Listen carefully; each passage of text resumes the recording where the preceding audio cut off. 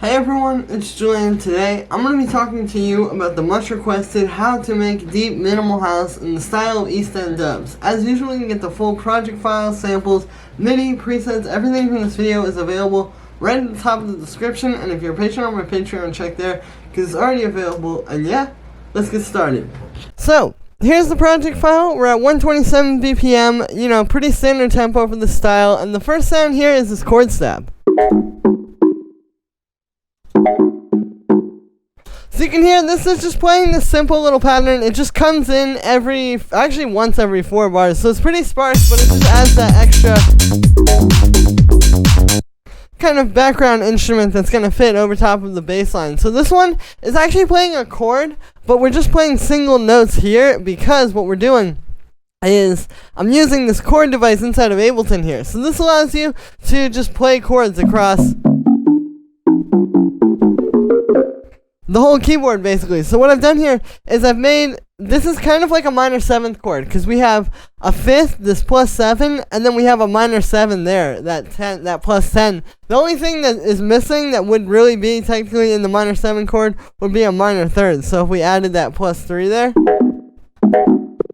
that would make it a minor 7 chord. But this is just kind of like, a little bit different because it's not exactly that, but it sounds like that. And then for the sound, this one's really simple. All it is it's just a sine wave with a little bit of a pitch envelope on it, and then this really short amplitude envelope, and then I just have a bit of vibrato and a bit of unison to kind of give it that like warbly, kind of warm analog feel. Then we have a bit of echo on there. You can see this is really fast. You don't want a whole lot of spacey stuff on this, but a little bit like this can go a long way. Then we just have a drum bus, which is fattening this up a bit. It really helps to make this a bit punchier too. And then finally we just have a high pass filter, and then that's the chord stab. Then we have this little effect sample. So this is actually just like that chord stab where you're just hearing it once every 4 bars, just at the end of every 4 bars essentially. And yeah, this is just kind of like, these two elements, the chord stab and this effect, it's meant to just kind of sit.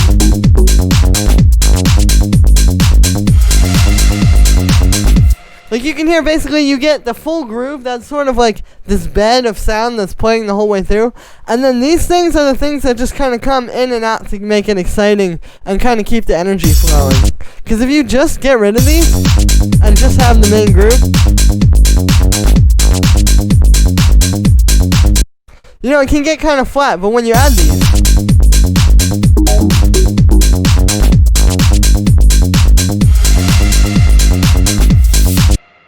and then that's just going through a bit of reverb. We could also probably high pass that really quick.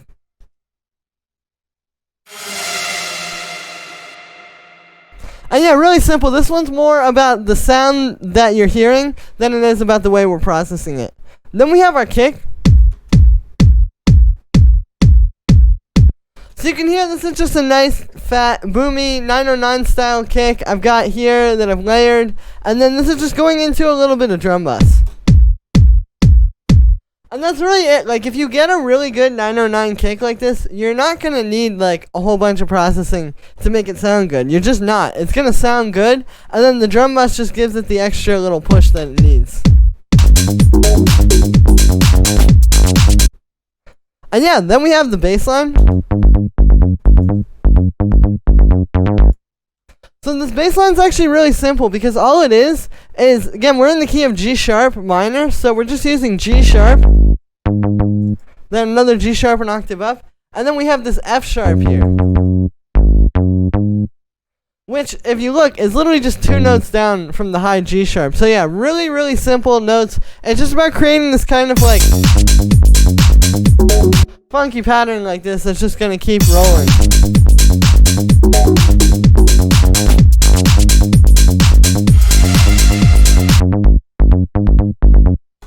And yeah, so for the sound with this one, it's made using operators. So what this is actually, as you can see, it's just, so I have this FM algorithm. So we're not actually doing any FM with operator here. I'm just using it to get some nice oscillators. You can see we have a square wave and an octave and a saw wave. They're both of the same octave, and then the square wave is a little bit quieter. And then those are going into this low pass filter with a short envelope. And this is the secret to these kind of bass lines, is this just really short, tight envelope like this. You know, it almost sounds like a 303 or like a more like kind of juicy bass like that. And that's what you want. And you can see there's also quite a bit of automation with the filter, you know, just stuff like that, where it just opens up at the end and then comes back down.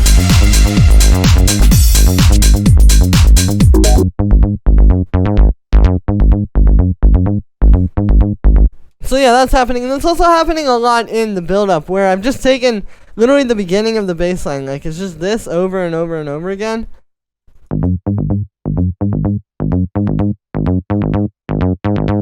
And then you can hear that automation in there as well.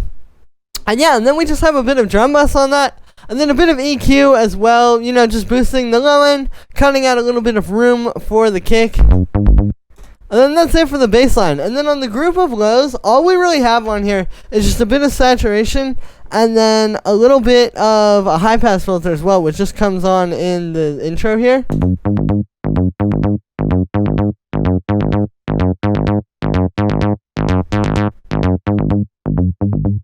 Because you can hear it's just cutting out the low end. We also have the kick happening there, that little like. And then we get the full bass when the drop comes here. And then the saturator is just the thing that's kind of gluing the low end together. You know, I say this a lot in these videos, but you want to think of it as like the overall low end, not just like the kick and bass side by side. Like the kick and bass are just the two elements that are working together to create the low end, but you really want to treat this as like one just big fat thing on its own.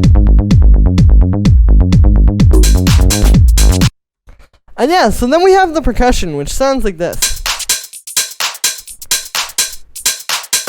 Now, the percussion in these style tracks is usually pretty busy. I would say with these tracks, it's not as busy, but it's still like very creative in how it is being busy, if that makes any sense. So the first thing right up front would be like the main two elements. So this open hi-hat and clap.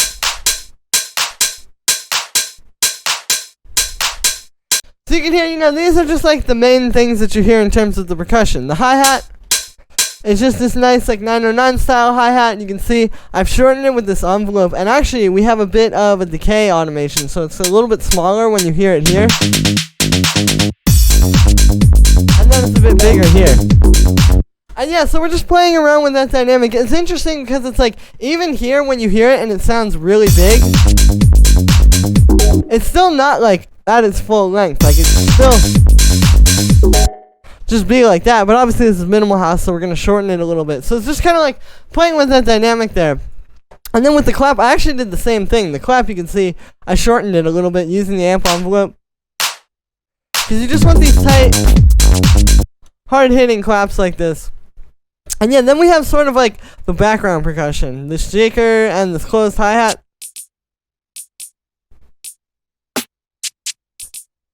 And the snare. So you can hear these are pretty sparse, but there's always something happening. Like it's always got some kind of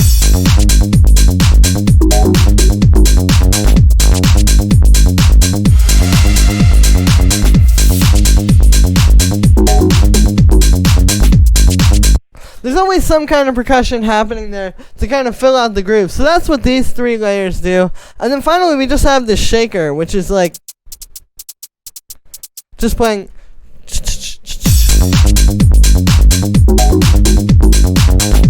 And that's just creating a little bit more energy in the background. If I turn that off, it's not quite as full. You know, it's quiet, but it adds a lot. And then on that group of percussion, we just have a bit of drum bus. So here's without it. You know, it didn't need a whole lot. Just letting it kind of tie it all together.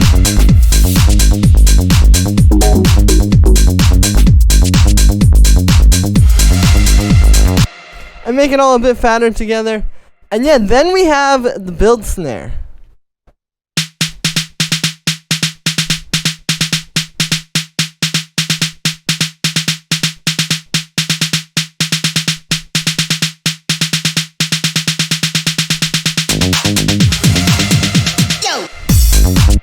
So as you can hear, this is a pretty simple, like, almost like an 808 style snare. I'm just gonna go and do some drum busts. The thing that makes this really is just the way the pattern is happening. Like, you know, it's not just a straight the whole way through, and it's not doing, like, you know, a crazy pitch build or anything. It's just a snare that starts out kind of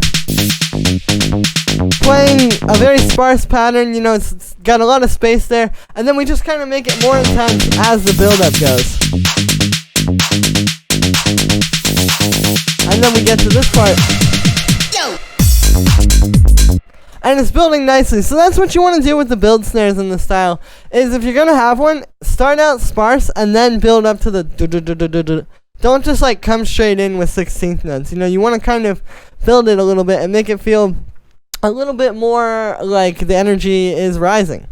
Then we have this little noise stab which just comes like that in the build up. It's just a quick little, yeah, something to kind of create a little bit of an interesting background sound. And then it also happens in the drop right here. Just that quick little. So what's happening here is there's two movements. There's, if you look at the operator here, you can see the way this is being made is just some white noise going into a high pass filter. So the first movement is there's an attack on that. So you get that kind of building into the sound. Then the second movement is this auto pan here, which you can see is just on quarter notes, and the phase is on 0. So this is just creating that sort of like pulse on the quarter notes. So we're putting those two movements together, so you're getting like, it's like, yeah, the complexity of that is really what creates the sound, I think. But yeah, then we just have a bit of chorus. You can see I've got the feedback turned up a lot, so that's creating that like metallic kind of overtone you hear. If I turn that off, you can hear it's a lot softer, so turning that on definitely, yeah, it just kind of helps to give it some texture. And then we just have a bit of reverb to give it some space. And then that's it for the noise stab. And yeah, and then the last things we have down here are just this little vocal sample and then the crash, which you can see both of these are dry actually. Yo. So yeah, it's just kind of like having that quick little yo. You know, just like everything drops out for that one quarter note, and then the vocal sample fills it, and then the crash is just, and then you can see I even cut it there. Like, it was that long, but I made it so it's just a quarter note, so you just get a. And yeah, these are the last little things that I think are really going to tie it together in terms of the arrangement and just building tension and dropping and all that. Yo!